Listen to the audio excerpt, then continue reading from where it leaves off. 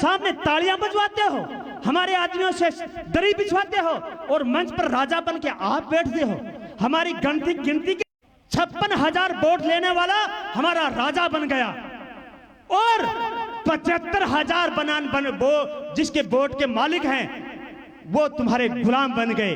ये गलती किसी की नहीं है, ये हमारी गलती है, हमारी कमजोरी है। हम हमारी औकात को नहीं समझते, हम हमारी पहचान को नहीं समझते, हम हमारे नेता नहीं बनाते, हम हमारे नेता को आगे लेके नहीं चलते। ये जिम्मेवारी हमारी है। आप सीख लो उन लोगों से सीख लो।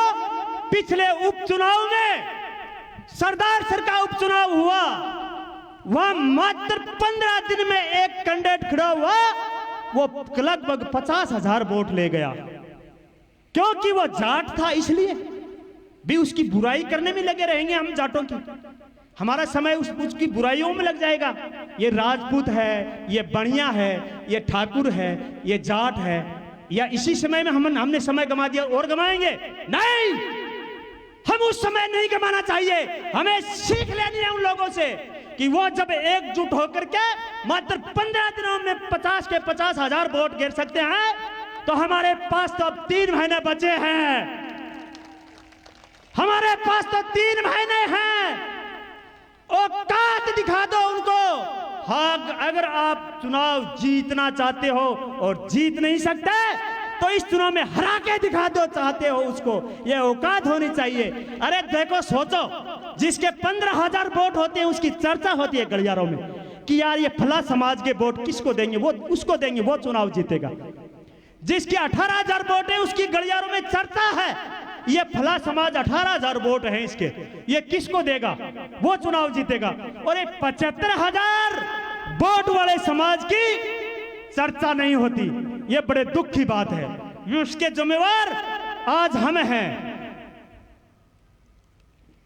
इसलिए साथियों, मेरा निवेदन है, मेरा आप सबसे निवेदन है कि आप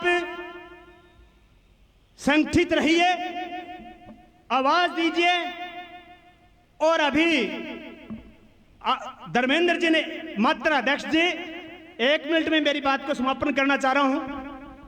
अभी धर्मेंद्र जी ने कहा कि हम लोगों को आवेदन करना चाहिए राजनीतिक दलों में जाकर हमारे नेताओं के लिए कि हमारे 75,000 वोट हैं और ये हमारा प्रतिनिधिमंडल आपसे मिलने आया है। तो आप राम सिंह जी महाइज साहब, आप हमारे संयोजक हैं इसके, तो मैं तो कहूँगा कि आपको इस पर विचार करना चाहिए और हम साथ में हैं। और रेवंत राम जी ने कहा कि आज ही फैसला करो, यहाँ बैठे हैं, तो फैसला रेवंत राम जी, आपकी बात का मैं पूर्ण रूप से सहमत हूं, लेकिन फैसला समिति बनाइए, आप 21 की बनाइए, 31 की बनाइए, बैठकर सब लोगों से सलाह मशुरा करिए। समाज के वोट अगर आपको थोड़े बहुत गिराने हैं तो आज फैसला लीजिए, और समाज को चुनाव जिताना है तो 15 दिन 10-20 दिन बाद फैसला लीजिए। सब लोगों से राय लीजिए, गांवों में जाकर मुख्य लोग जो बैठे उनसे चर्चा कीजिए, और फैसला अगर लेंगे सबसे राय मशवरा करके तो निश्चित रूप से हम सफल होंगे। आज के इस आयोजन मंडल को सफल बनाने में जो भी, अंत में मैं यही कहूंगा, समय का थोड़ा अभाव है, आयोजन मंडल में इस सफल पूरे कार्यक्रम सफल बनाने के लिए जिन्होंने जो योगदान दिया और जिन्होंने गांव-गांव, घर-घर जाकर जो प्रचार प्रसार किया, जो प्रचार समिति के अध्यक्ष नरसिंह जी मिठड़ी, बाबूलाल जी पटेल, भीमराज जी घोटड़, प्रभु जी पटेल, धर्मेंद्र जी वकील, आप प्रचार समिति में गांव-गांव गए। हम लोग तो बहुत कम गए, लेकिन आप हर गांव में गए। आप का बहुत बहुत धन्यवाद। श्रीचंद जी छापरवाल जी, रेवंत जी, सबका बहुत बहुत धन्यवाद। और पुनः आप इस कमताली के समय में आप इतनी संख्या में यहाँ आए, आपका बहुत बहुत धन्यवाद। अंत में मैं यही कहूँगा कि ए जालिम, हे जालिम, हम तेरी हस्ती को मिटा देंगे। हे जालिम, हम तेरी हस्ती को मिटा देंगे। तुम समझते हो कि हम एक छोटी सी चिंगारी हैं, तुम समझते हो कि हम एक छोटी सी चिंगारी हैं। तुमसे तो बुझ नहीं पाएगी जब हमें आग लगा देंगे, जब हमें आग लगा देंगे। धन्यवाद, आपने मेरी बात सुनी, आपका बहुत बहुत धन्यवाद। बहुत बहुत धन्यवाद। पुनः अध्यक्ष जी, आपने मेरे को समय दिया, आपका बहुत बहुत धन्यवाद। धन्यवाद। बहुत बहुत धन्यवाद राजेंद्र जी, आपका वास्तव में ओजस्वी जो भाषण था वास्तव में लाजवाब था, काबिल तारीफ रहा। अब मैं हमारे बीच में विराजमान मेरे बड़े भाई मंजीत जी, मेरा से निवेदन करूंगा कि एक बार चलते उस गीत संगीत की दुनिया में। आइए साथियों, निवेदन भाई थोड़ा सा मीठी सी आवाज कर दो जल्दी, आइए। अच्छा भाई सुना दूंगा कई हले हले अब आवाज उठाओ भाई साथियों, मेरी भाई नरसिंह जी की सबकी आंख में लड़ दो भाई, क्योंकि गीत में जब मजा होगा। साथियों, मुझे लगता है एक दो गीत मुश्किल से होगा, नेताओं को हमने सुनना है, लेकिन ये गीत कोई आम गीत नहीं। आज का आपका एजेंडा है, मैं वही लेकर के चलता हूं। बड़ा नाजुक समय है भाई, थोड़ी सी आवाज मुझे जोर लग रहा, थोड़ा सा कर दो इसको। हाँ भाई, सब सेट। भाई नरसिंह जी, भाई श्रीचंद जी और पूरे नेता सुनो गौर से, और तुम भी सुन लो भाई।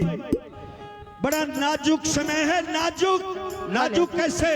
सुनो, आरएसएस का गठन 1925 में हुआ और आरएसएस का लक्ष्य है 2025 में इस संविधान को चेंज करना।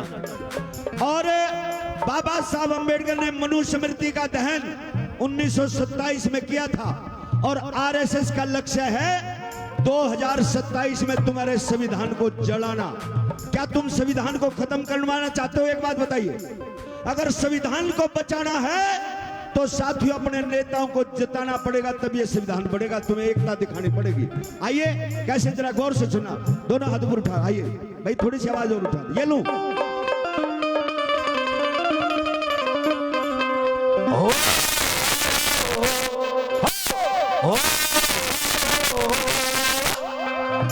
ये गाना हमारे एक मिरासी कम्युनिटी से है मेरे भाई, उसने गाया और ये सपना चौधरी बॉम्बे तक चली गई।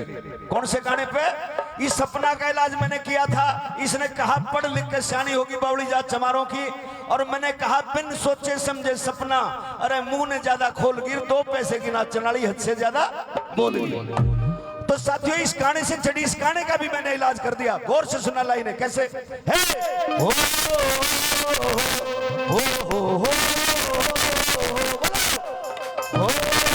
आवाज उठाओ। हाँ, ताली मार के गौर से सुना ले लो।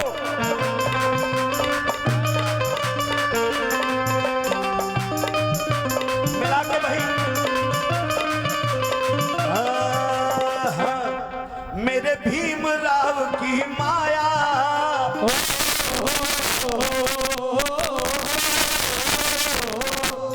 ऐसा संविधान बनाया थी पशुओं जैसी जिंदगी, पर मैं इंसान बनाया।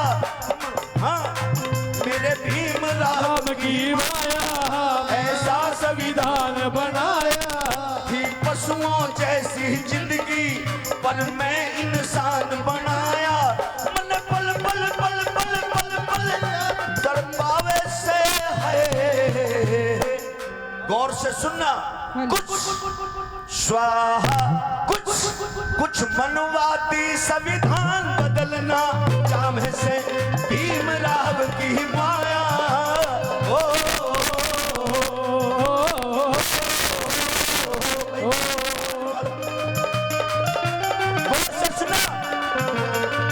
बहुत बरसात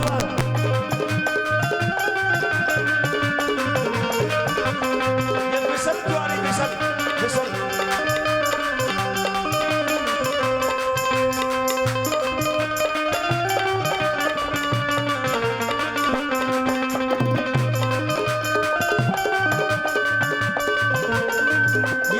ये मिसल क्यों आ रही भाई? कोई बीजेपी का आदमी साउंड के पास में तो नहीं खड़ा है? विसल क्यों आ रही? गौर से सुना। कौन कौन संविधान को ज्यादा प्यार करता है? दोनों हाथ उठाइए और सुनिए। मैं संविधान को जान से ज्यादा प्यार करता हूँ। मैं संविधान को जान से ज्यादा प्यार करता हूँ। हाँ सुनो, जब कंघी लेके नहा धो के जब आईने के सामने खड़े हो तो संविधान का शुक्र मनाया करो। कैसे?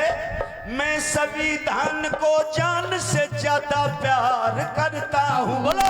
मैं संविधान को जान से ज्यादा प्यार करता हूँ। इस संविधान के कारण सजता संवरता हूँ। संविधान के कारण सजता संवरता हूँ। सुनो मेरी बात सुनो भाई, मुझे अगर बुलाया है मैं अपना काम करूंगा, मुझे पैसे मत देना। ये कोई तरीका नहीं श्री राम जी। चलो मैं ठीक है नहीं लेता।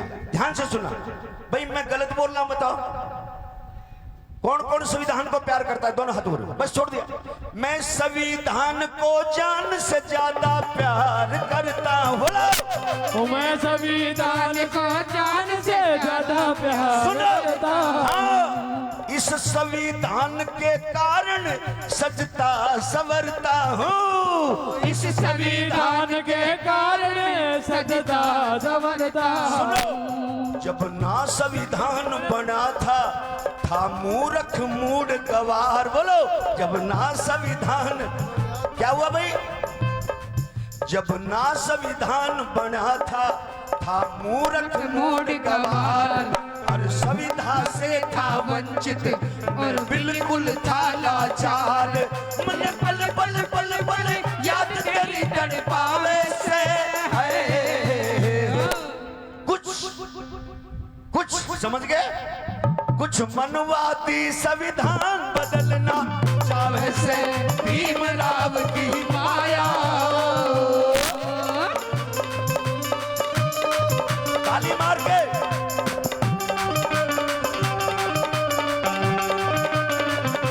बहुत अच्छे।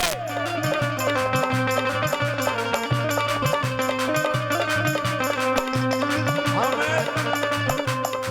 नीला गमछा डाल के नारे तो अच्छे लगाते हैं, मारेंगे मर जाएंगे, और जब असली बात का टाइम आ जाए तो दब जाते हैं। क्या फायदा भाई? कैसे? गौर से सुना, ताली मार के। 1 2 3 स्टार्ट। ताली मार के सुनो। हाँ, इस मनोविधान के कारण ये कैसी थी लाचारी। इस मनोविधान के कारण ये कैसी थी लाचारी। पशु ढोल गवार सुंदर नारी सब ताड़न के अधिकारी। पशु ढोल गवार सुंदर नारी सब तारण के अधिकारी। सुनो, आए दिन ये नारी सहती थी अत्याचार। अरे आए दिन ये नारी सहती थी अत्याचार।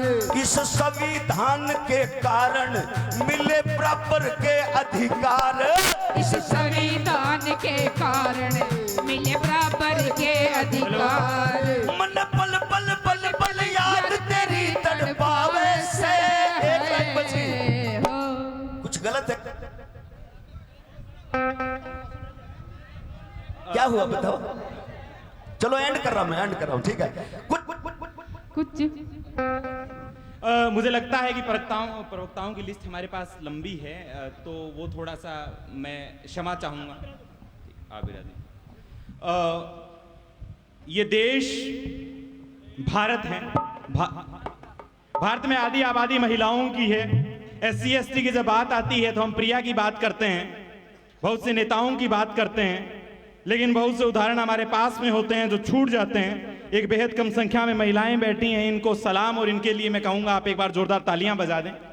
मैं जब जब बाबा साहब के संघर्ष को याद करता हूँ तो जो इंसान मुझे सबसे पहले याद आता है वो रमा माई आती है। ज्योतिबा फुले को याद करते हुए सावित्रीबाई फुले आती है, और एक महिला नेता हमारे बीच बैठी है। नरसी बड़े संघर्ष में नेता हैं, उनके संघर्ष के पीछे की भूमिका में सोनिया जी का बड़ा योगदान है। और हरियाणा के एक राज्य कवि की पंक्तियां हैं कि आधो आध अंग पूरो जद मिनख लुगाई गुण कम है, जे नर है नद पुरुषारथ रो तो नारी उन रोदगम है। आपकी जोरदार तालियों के बीच में सोनिया नरसी मिठड़ी को आमंत्रित करता हूं कि वो आए और अपना वक्तव्य रखें।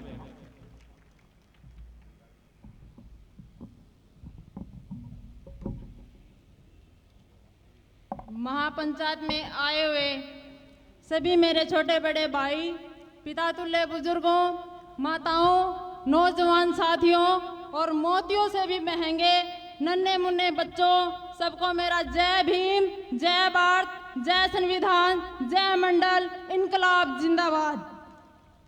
मैं अपनी बात रखने से पहले मैं उन तमाम महापुरुषों, संतों, गुरुओं को नमन करती हूँ जिन्होंने समय समय पर जन्म में अपने और देश की प्रगति के लिए कार्य किया। तो बात आती है कि हमने इस महापंचायत का आयोजन क्यों किया। हमें इतनी बड़ी महापंचायत करने का हमारा मुख्य उद्देश्य क्या है? तो SC/ST महापंचायत करने का हमारा मुख्य उद्देश्य, हमारा मेन कारण यही है कि हम पिछले 75 साल से आज़ाद हुए हैं, लेकिन हम राजनीतिक तौर पर, मानसिक तौर पर और सामाजिक तौर पर अभी भी हम गुलाम बने हुए हैं। हम किसी न किसी पार्टी के, किसी न किसी नेता के गुलाम बने हुए हैं और इस गुलामी को और विरोधी ताकतों को उखाड़ फेंकने के लिए और अपने समाज का एक कर्मठ मेहनत और इस समाज को ऊंचा ले जाने के लिए जो नेता, जो हमारा प्रतिनिधित्व बनेगा, इस गुलामी को तोड़ने के लिए हमने इस महापंचायत का आयोजन किया है। हम गुलाम क्यों हैं, मैं आपको मोटी मोटी बातों में बता देना चाहती हूँ कि सरकार ने एक नई शिक्षा नीति लागू की है जिसमें यह है कि क्लोजर और मर्जर, पूरे देश में 45,000 कॉलेज और स्कूल हैं। 45,000 स्कूलों में अगर 3,000 से ज्यादा विद्यार्थी नहीं होंगे तो उस स्कूल और कॉलेज को बंद कर दिया जाएगा, उसको मर्जर कर दिया जाएगा। ये है सरकार की नई शिक्षा नीति। इससे ये साबित हो गया है कि जो ये मनीवादी ताकतें हैं, विरोधी ताकतें हैं, ये हमसे शिक्षा छीन रहे हैं, हमसे हमारे लिखने बोलने का स्वतंत्रता छीन रहे हैं, ये हमसे हमारी शिक्षा छीन रहे हैं, हमसे हमारा रोजगार छीन रहे हैं, हमसे हमारी रोजी रोटी छीन रहे हैं। लेकिन मैं इस मंच के माध्यम से बता देना चाहती हूँ, आगाह कर देना चाहती हूँ कि आप लाख जोर लगा लो, आप लाख कोशिशें कर लो, लेकिन जब तक कर्मठ मेहनत समाज को ऊंचा करने वाले नेता इस समाज में पैदा हुए हैं, वो इस देश का, इस समाज का नाम नीचा नहीं होने देंगे। मैं ज्यादा तो कुछ नहीं कहूंगी, लेकिन ये ऐसी महापंचायत इतनी बड़ी सभा देकर ये सुनिश्चित हो गया है कि आपकी और हमारी जड़ों को मजबूती मिली है। आज आपको लगता हो या ना लगता हो, लेकिन मैं यहाँ महसूस कर रही हूँ, मैं यहाँ पर इस मंच पर खड़ा होकर महसूस कर रही हूँ कि मेरी जड़ों को तो जरूर मजबूती मिली है। मैंने जब मेरी शादी हुई थी उसके 1 महीने बाद ही मैंने राजगढ़ से जयपुर तक पद यात्रा की थी। मैं पैदल गई थी जयपुर। वो किस लिए गई थी?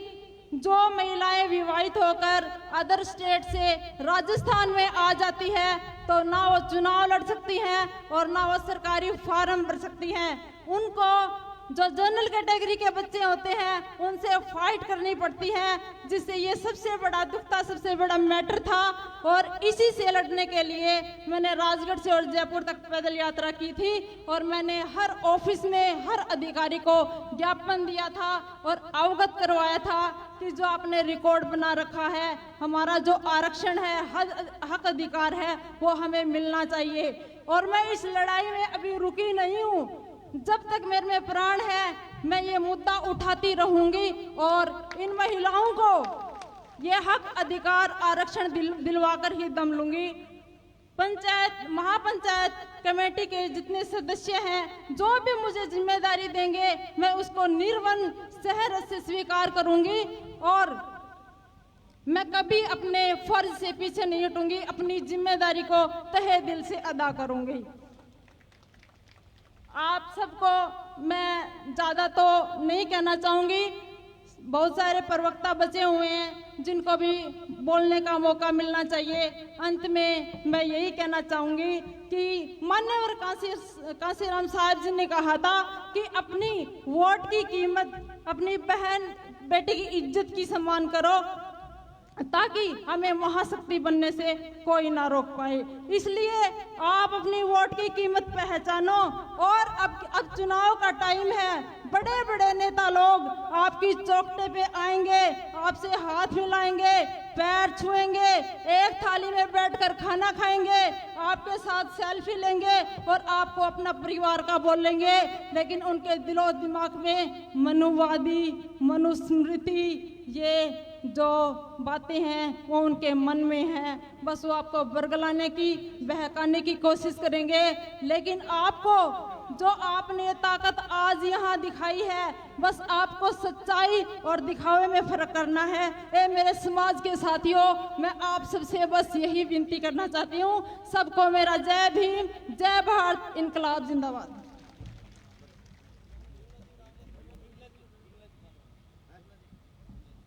अगले प्रवक्ता के रूप में मैं आमंत्रित करूंगा विमला जी कालवा। आप जिला परिषद सदस्य हैं और एक बार जोरदार तालियां, ये महिला शक्ति का प्रतिनिधित्व है हमारे बीच है। विमला जी कालवा। जय भीम, जय संविधान।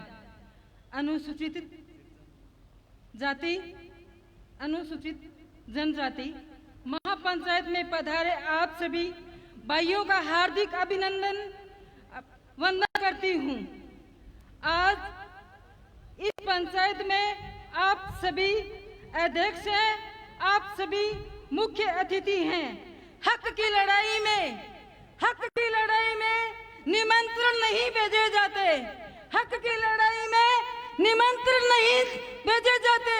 जिनका जमीर जिंदा होता है वो खुद चले आते हैं, वो खुद चले आते हैं। शिक्षा रूपी मशाल हाथ में लेकर आत्मनिर्भरता रूपी मार्ग से गुजरते हुए सफलता की ऊंचाई पर हमें खुद ही पहुंचना होगा। अगर हमें अपनी एक छाप छोड़नी है तो हमें अलग तरीके से सोचना होगा। हमारे समाज में सबसे बड़ी कमी शिक्षा की है। हाँ, पहले की बजाय सुधार हुआ है, लेकिन जितना होना चाहिए था वो नहीं हुआ है। लेकिन उतना नहीं होना चाहिए। हमें शिक्षा पर ज्यादा ध्यान देना चाहिए। दूसरी बात, हमारे समाज में जो भी कुरीतियां हैं, अंधविश्वास है, उन्हें छोड़ने की शुरुआत हमें खुद से आज ही करनी होगी। तीसरी बात, हमें आर्थिक रूप से संपन्न बनना होगा। इसके लिए हमारे घर का प्रत्येक सदस्य बोलूं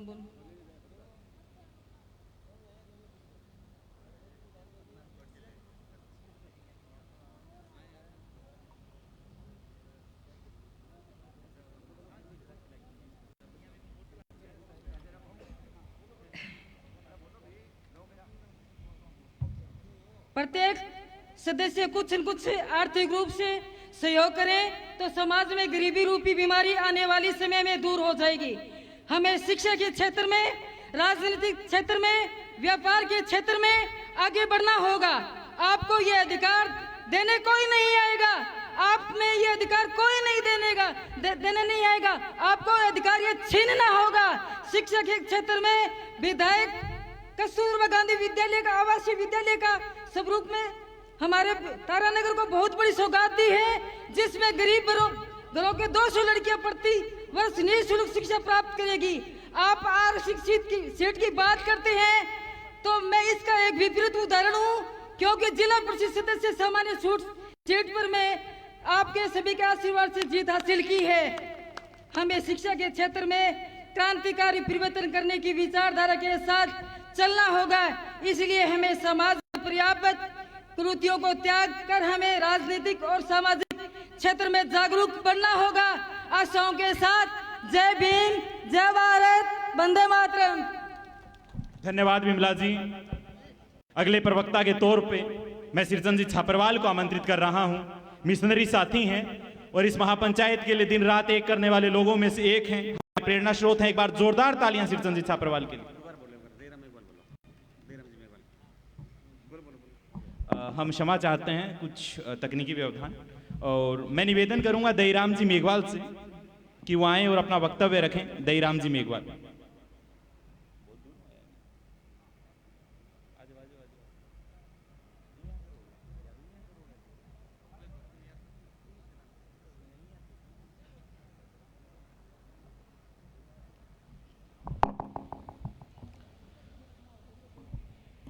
सर्वप्रथम सभी साथियों से निवेदन है जो गेट पे खड़े हैं, उनसे निवेदन है कृपया करके पंडाल में आने का कष्ट करें। अभी ज़्यादा समय नहीं लगेगा, इसीलिए सभी साथियों से निवेदन है जो गेट पे खड़े हैं वो पंडाल में आने का कष्ट करें। मेरी बात रखूं उससे पहले इस देश में बहुजन समाज में जन्मे तमाम संतों, गुरुओं, महापुरुषों को नमन करते हुए भारतीय संविधान के निर्माता परम पूज्य प्रातः स्मरणीय बाबा साहब डॉक्टर भीमराव अंबेडकर को नमन करते हुए मैं अकेला ही चला था जानी बेमंजिल, मगर लोग जुड़ते गए, कारवां बढ़ता गया, मान्यवर साहब कांशीराम जी को नमन करते हुए आज इस अनुसूचित जाति जनजाति महापंचायत में इस मंच पर इस कार्यक्रम की अध्यक्षता कर रहे माननीय मास्टर प्रताप जी, सम्मानित मंच, दूर दराज क्षेत्र से जितने भी पधारे मेरे पिता तुल्य बुजुर्गों, नौजवान साथियों, साइड में बैठी मेरी माता शक्ति, सभी को मेरी तरफ से जय भीम, जय भारत।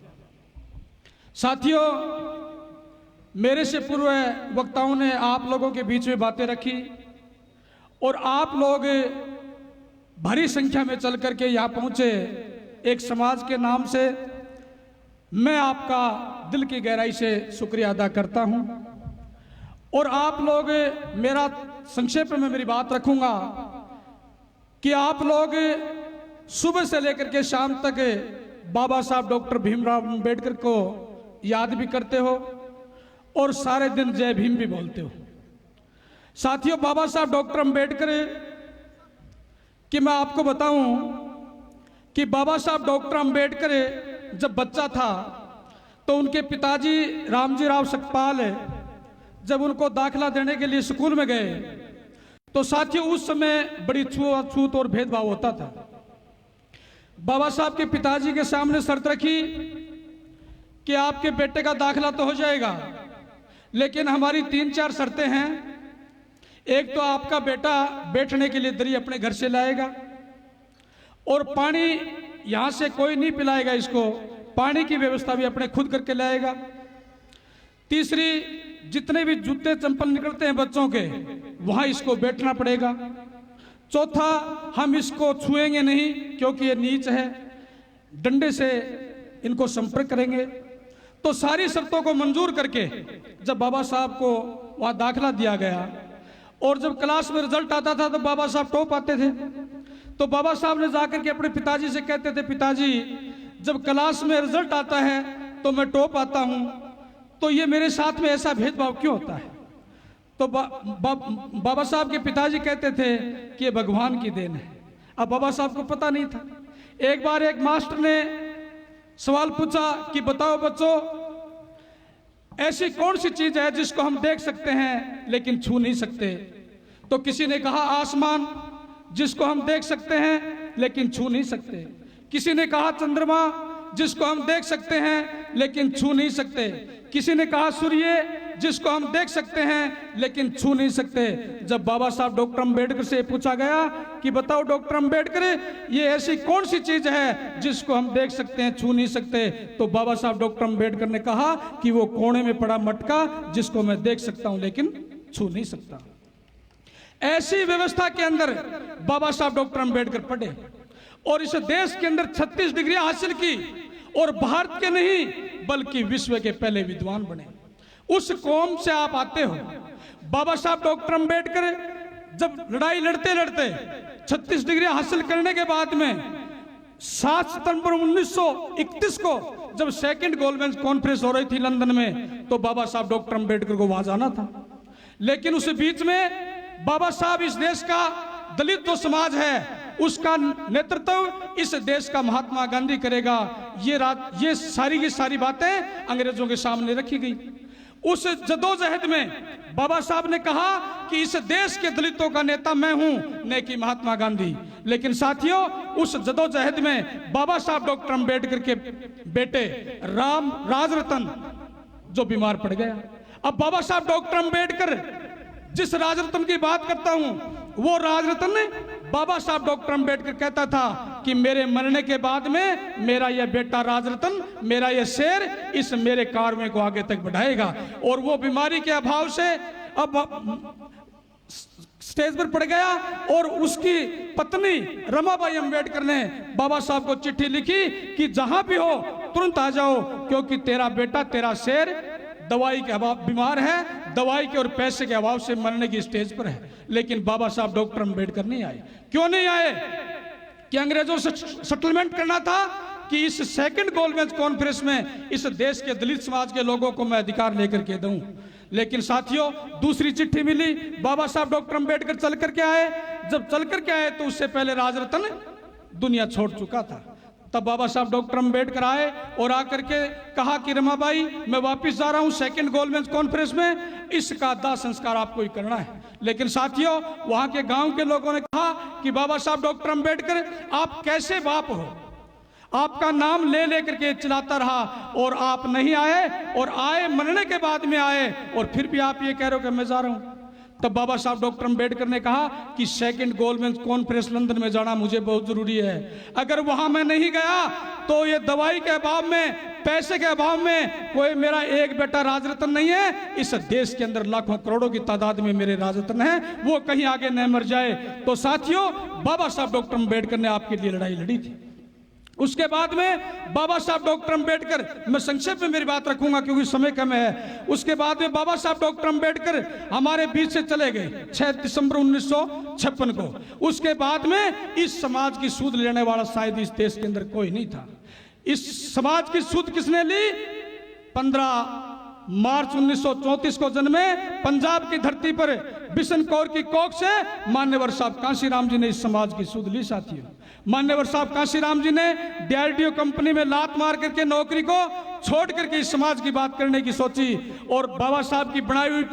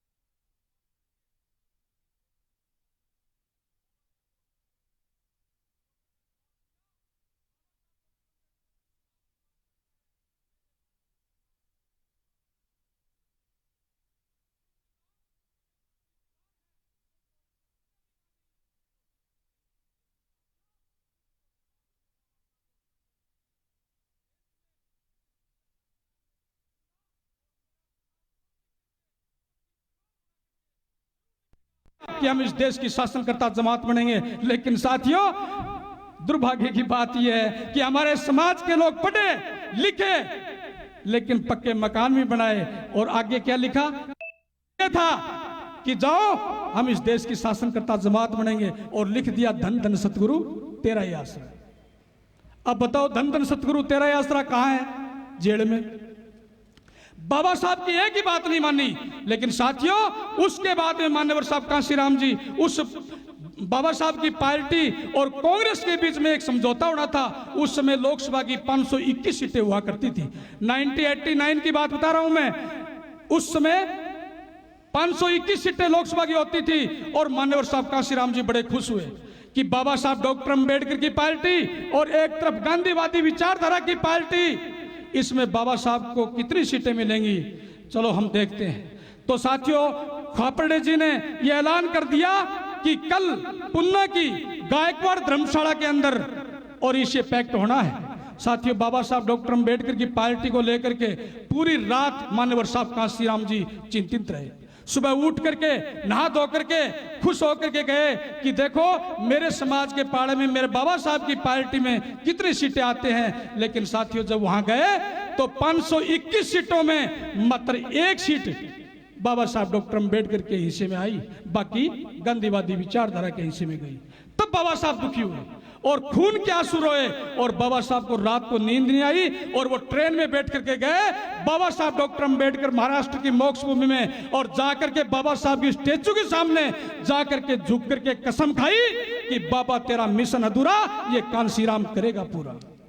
उसके बाद में मान्यवर साहब काशीराम जी ने DRDO बनाई, मान्य DS4 बनाई, बामसेफ बनाई, और बामसेफ DS4 के बाद में 14 अप्रैल 1984 को बहुजन समाज पार्टी का गठन किया। और गठन करके साथियों मान्यवर दलित की बेटी को 4 बार उत्तर प्रदेश की मुख्यमंत्री बनाने का काम किया। और आप लोगों को संदेश दिया कि आप लोग भी इकट्ठे होकर के इस वोट की ताकत को पहचानो। इतना से कहते हुए मैं मेरी रजा चाहता हूं। जय भीम, जय भारत साथियों, जय मान्यवर साहब का सलाम। हमारे पास बहुत कम प्रवक्ता अभी बचे हैं। मैं अगले प्रवक्ता के रूप में शीर्षनजीत छापरवाल से निवेदन करूंगा कि वो आए और अपना वक्तव्य रखें। शीर्षनजीत छापरवाल।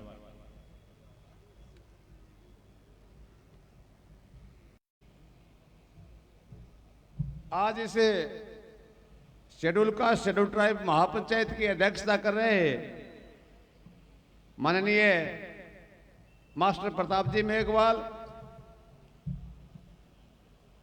सम्मानित मंच, हमारे गायकार साथी मंजीत जी मेरा, पत्रकार बंधुओं और गांव-गांव ढाणी-ढाणी से आए हुए वित्तीय तुल्य बुजुर्गों, नौजवान साथियों, आप सभी को जय भीम, जय भारत। साथियों, खीव जी हमने आपको कहा था कि एक दिन आपको हमें देना है, और आप बीच में जब हमारा अभी फैसला नहीं हुआ है, आप बैठिए प्लीज। एक दिन ही मांगा है हमने आपसे, आप हमारे लिए एक दिन आए हो, हम आपके पास 1000 बार आएंगे। एक दिन मांगा है आप एक दिन नहीं ले सकते हमें। साथियों, मैं आपको कहना चाहता हूं कि आप हमारे बुलावे पे एक दिन आए हो, और हमने आपसे यही कहा था कि आप हमें एक दिन दो आपका। और मैं और ये जो स्टेज पे बैठे हैं मेरी टीम, हम वादा करते हैं आपसे, आप जब भी हमें पुकारोगे तो हम आपके पास पहुंच जाएंगे। कभी पुकार लेना, आप कभी किसी समय पुकार लेना, तो आप कम से कम आप एक दिन का समय हमें दो, और वो भी शांति से दो। साथियों, ये जो महापंचायत तय हुई है, आप सोच रहे होंगे कि 5-4 लड़के बैठे हैं और उन्होंने मन में कर लिया कि हमें महापंचायत करनी है और महापंचायत रख दी। ऐसा नहीं है साथियों। इस महापंचायत को हम करें या ना करें, करें तो कब करें, इसके लिए हमारा 6 महीने मंथन हुआ है। 6 महीने से मंथन चल रहा है, और हमने 2-3 बार हमारी आपस में बैठ के की मीटिंगें की। आखिर में जो ये बुद्धिजीवी बैठा है, शेड्यूल कास्ट और शेड्यूल ट्राइब समाज जो बुद्धिजीवी बैठा है, जो स्टेज पे बैठे है, जो आपके बीच में बैठे है, उन्होंने तय किया कि हमें इस तारानगर में एक महापंचायत करनी चाहिए। हमने महापंचायत की तारीख तय कर दी, और हम लग गए गांव में, आपको न्योता देने के लिए चले गए आपके पास। और मैं आपको एक बात बता दूं, आप हमें एक दिन नहीं दे रहे हो ना, मैं आपको एक बात बताऊं, सुनने वाली बात है। इस प्रचार कमेटी के हमारे अध्यक्ष थे भाई नरसिंह मिटड़ी, मैं उस कमेटी का उपाध्यक्ष था, और हमारी टीम में रेवंत राम जी सांडेला, प्रभु जी पटेल से एक बार निवेदन करूंगा कि वो एक बार खड़े हुए। प्रभु जी पटेल यदि हैं तो एक बार वो खड़े हुए यहाँ हैं। तो प्रभु जी पटेल, जिनकी उम्र मेरे दादे के समान है, भीमराज जी घोटड़े, बाबूलाल जी पटेल, धर्मेंद्र जी रोयल और राजेंद्र जी जोइया, और ये जो सारी टीम जो हमारे स्टेज पे बैठी है, हम लोग एक बात सुनने वाली बात है, आपका एक दिन का समय नहीं दे रहे। सुबह मेरे को भीमराज जी कह रहे थे और बाबूलाल जी कह रहे थे, क्या छापरवाल जी मेरे पड़ोसिया सगड़ा मूंग पाड़ लिया, मारला मारला बंचे। हम जिम्मेवार हैं, हम हमारे घरों के जिम्मेवार हैं सब। और भीमराज जी का छबरवाल जी मारा तो काट लिया, मेला मेला बंचे है। मैं कहो घबराओ ना, मेरा बिया का बिया ही खड़े अभी तक 19 दिन हो गए। 19 दिनों में हमने हमारा खेत तो क्या हमारा घर भी नहीं देखा। अरे हमने तो आपसे एक दिन मांगा है, सिर्फ एक दिन मांगा है। इसलिए साथियों आपको जल्दीबाजी नहीं करनी है। अभी हमारे 4-5 वक्ता और हैं और आज आपको कुछ महत्वपूर्ण बात बताएंगे। साथियों ये महापंचायत करने की जरूरत क्यों पड़ी? आप सोच रहे हो कि ये महापंचायत इन लोगों ने क्यों रखी है? तो मैं आपको बता दूं, पिछले 1.5 साल में छोटी घटनाएं तो मैं बताता नहीं आपको।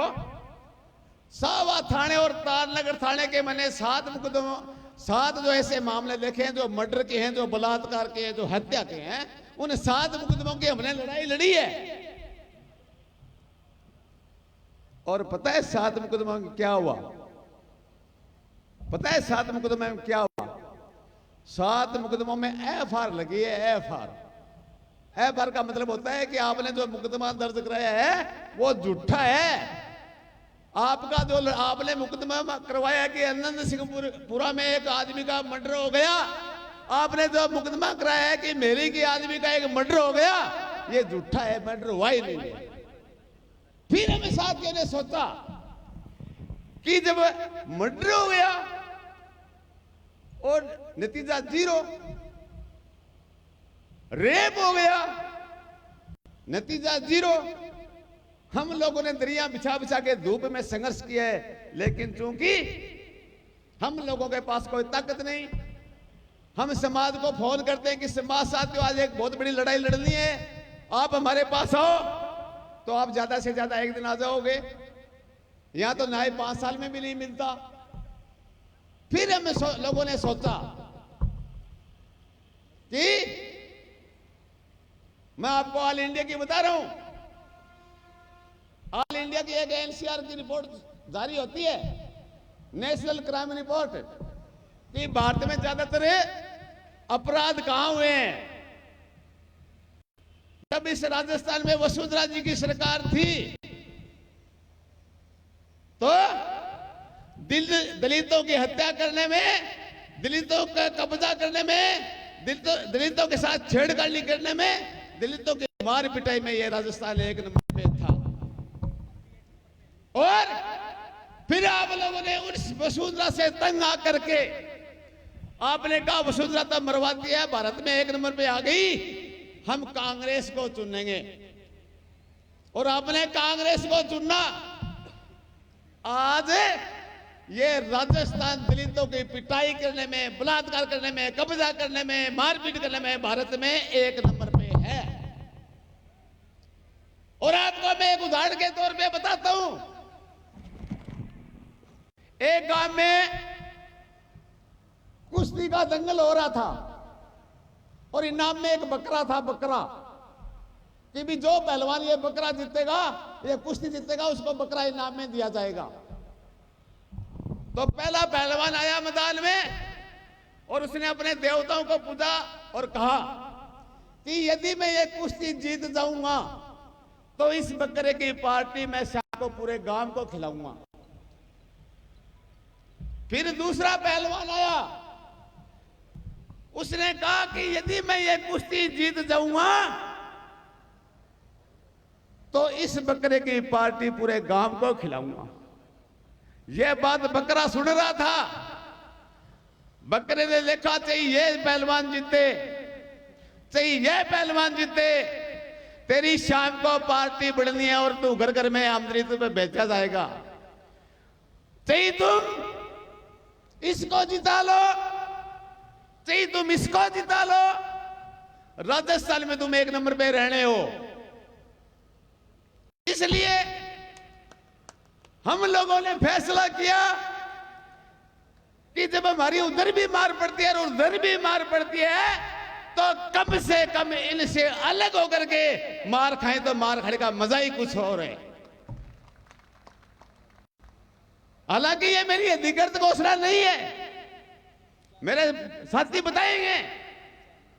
लेकिन जैसा कि रेवतराम साडेला ने कहा कि आज फैसला होना चाहिए।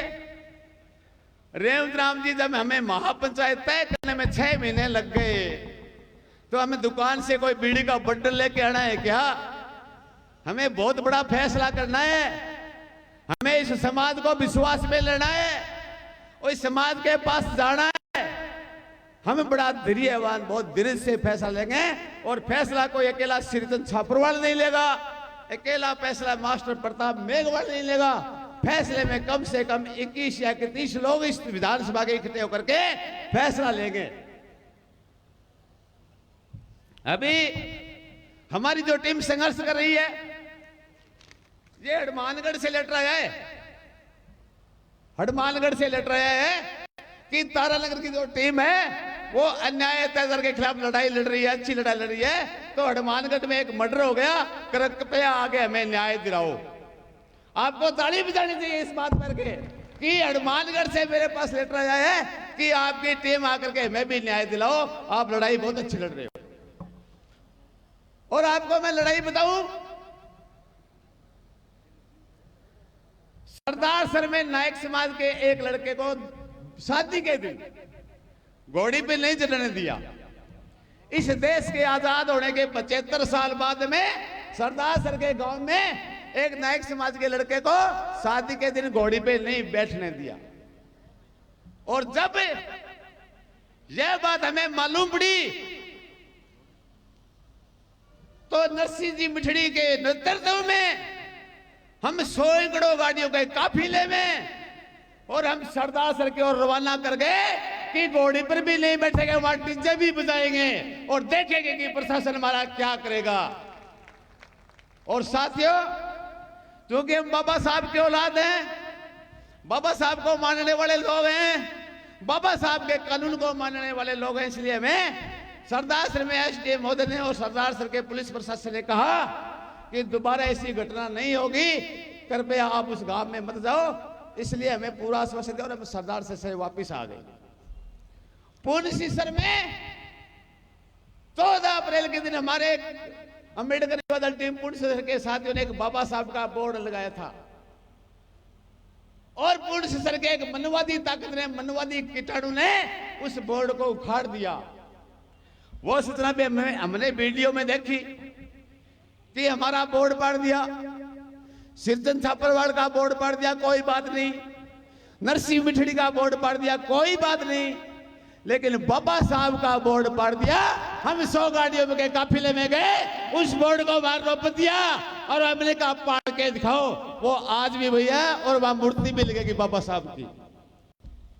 इसलिए साथियों, जब जब आप पे कोई समस्या आएगी, लड़ाई हम लड़ेंगे, लेकिन यदि आप हमें थोड़ी ताकत दे दो तो ये जो प्रशासन बैठा है ना, पुलिस प्रशासन बैठा है सामने, आप थाने में चले जाओ, थाने में आपको थे नहीं कहेंगे, थे नहीं कहेंगे, ये तू कहेंगे, तू। ये मेरी गारंटी है। आप इनके बाप के समान हो, आप इनके दादा के समान हो, लेकिन आपको ये थे नहीं कहेंगे। और आप हमें ताकत दे दो और जब काम पड़ेगा तो पुलिस वाले कहेंगे कि आइए साहब, ये मेरा वादा है आपसे, आप क्या काम आए हो। ऐसा हम इस तारानगर में करना चाहते हैं। वो भी कब, जब आप हमारा सहयोग करोगे तब, हमसे अकेले से नहीं होगा। अब काल की घटना बताऊं मैं आपको, ये महापंचायत शेड्यूल कास्ट और शेड्यूल ट्राइब की हो रही, इसमें किसी को क्या दिक्कत है बताओ, बताओ क्या दिक्कत है। हमने बाबा साहब और इस महापंचायत के ये डेढ़े होर्डिंग लगाए। यदि तुम्हारे में खून है ना, खून है तो मेरी बात को गौर से सुनना। और पहाड़ी है ना, पहाड़ी रगों में पहाड़ी है तो पहाड़ी को बातें रहना। हमने इस महापंचायत के होर्डिंग लगाए, किसी को क्या तकलीफ थी बताइए। हमारे रात को होर्डिंग फाड़ दिए गए, बाबा साहब के होर्डिंग फाड़ दिए गए और हम कुछ नहीं कर सके क्योंकि हमारे पास सत्ता नहीं थी, हमारे पास ताकत नहीं थी। और इतनी बड़ी घटना सुनने के बाद भी यदि आपका खून नहीं खोला आने वाले 2023 में, तो फिर तुम मेरी विलास और राशन कार्ड में नाम है तुम्हारा, सिर्फ इसके अलावा कुछ नहीं हो। तो मैं आपसे ज्यादा समय ना लेकर के हमारे जो बाकी के जो वक्ता हैं या आपको कोई नहीं कोई आज एक तो नहीं कहता, कोई नहीं कोई एक बात सुनाएंगे जिससे आपका रास्ता गलेगा। और आप मुझे पता है घर जाके थे के मतलब को अपने बेरो वे अपने बीजेपी उड़ाना चाहे, वे अपने कांग्रेस को उड़ाना चाहे। अरे कांग्रेस बीजेपी में रह थे बकरी को लोही को नहीं ले सका के बाड़ो भागो थे थारो राशन कार्ड में नाम को लिखा को के बड़ो पार्टियां थे छोड़ नहीं होकर आसमित थाने कह तो।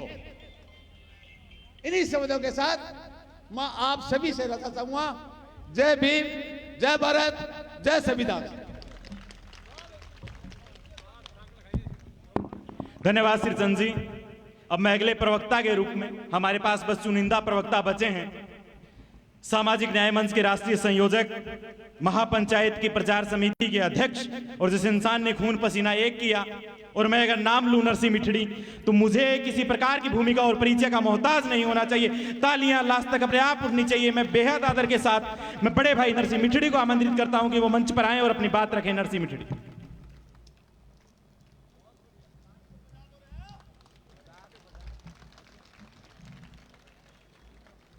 सर्वप्रथम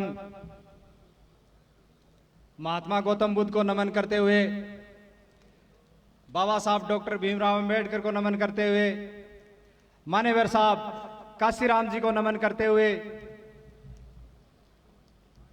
आज इस सभा में पहुंचे हुए मेरे पिता तुल्य बुजुर्गों, मेरे नौजवान साथियों, जो हमारे एक बुलावे पे आप लोगों ने यहाँ पे आके जो हमारा मान सम्मान रखा, इस पंडाल को भीड़ से भर दिया, आप सबका तहे दिल से आभार। मंच पर विराजमान पूरी कमेटी, इनका भी ये शानदार कार्यक्रम रखने के लिए बहुत बहुत धन्यवाद। पीछे वक्ताओं ने जो बातें थी वो बताई आपको।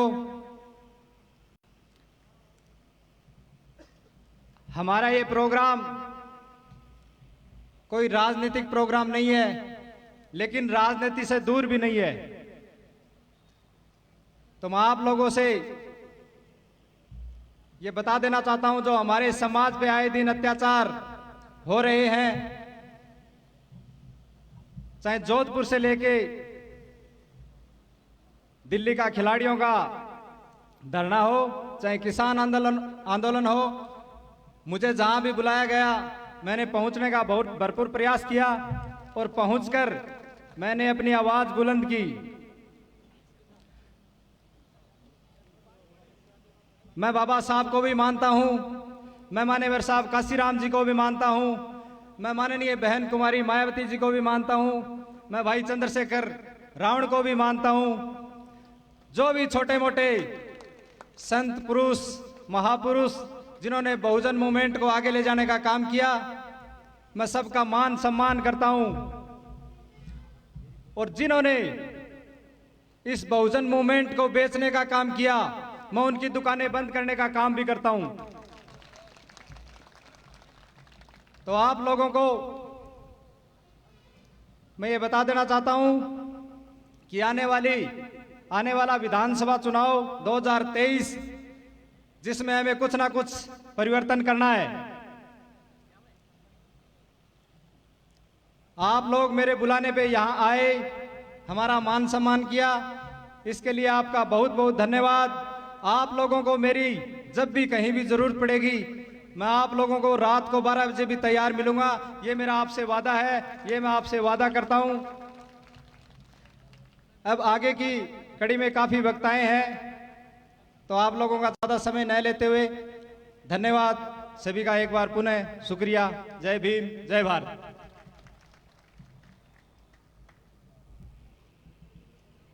अब हमारे पास अंतिम 2-3 प्रवक्ता महज बचे हैं। मैं इसी क्रम में आमंत्रित कर रहा हूं भंवरलाल जी कड़ेला को, जो ये अंबेडकर युवा दल के अध्यक्ष हैं और इस सारे कार्यक्रम के संयोजक हैं। भंवरलाल जी कड़ेला।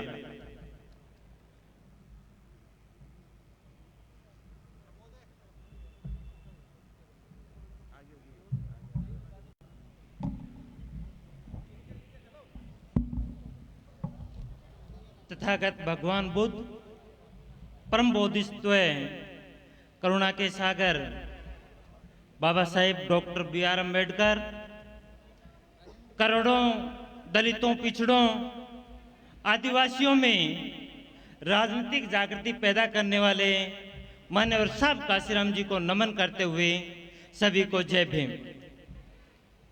सम्मानित मंच एवं अति सम्मानित मेरे सामने बैठे समाज बंधुओं, युवाओं, नौजवान साथियों, माताओं, बहनों, सभी को मेरा जय भीम, जय भारत। साथियों, मेरे से पूर्व वक्ताओं ने अपने अलग अलग तर्कों से बताया कि हमें महापंचायत की आवश्यकता क्यों हुई, महापंचायत बुलाने की जरूरत क्यों पड़ी। तो उन्होंने अपने अपने तर्क दिए, लेकिन जब हमारी महापंचायत की घोषणा हुई तो अन्य लोगों को दर्द महसूस क्यों होने लगा। यह जरूरी नहीं है, जब उनकी अलग अलग समाजों की महापंचायतों का आयोजन किया जाता है तो हमें कोई दिक्कत नहीं, लेकिन हमारी महापंचायत से उनको क्यों दर्द? क्योंकि उनको पता है कि ये भोला ढाला समाज है, अगर ये संगठित हो गया तो निश्चित तौर से उनकी दुकानें बंद हो जाएगी। सिर्फ ये डर है उनको।